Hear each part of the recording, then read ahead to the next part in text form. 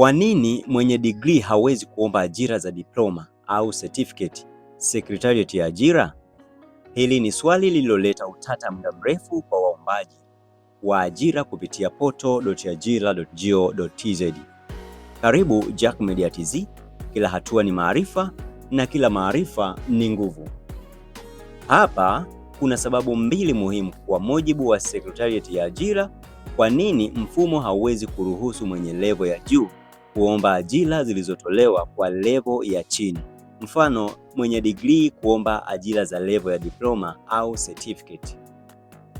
Sababu ya kwanza ni ajira ni za ushindani na zinasimamia haki. Hivyo huwezi kushindanisha mwenye level ya juu, yani degree, na mwenye level ya chini, yani diploma au certificate. Hii inamaanisha kwamba mwenye degree atampita mwenye level ya chini, na hivyo mshindi atakuwa ni mwenye degree. Sababu ya pili,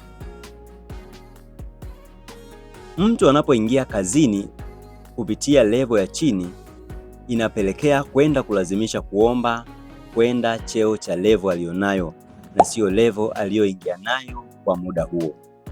Hizo ni sababu mbili muhimu zinazofanya mfumo usikuruhusu kuomba ajira iliyotolewa kwa level ya chini wakati wewe una level ya juu.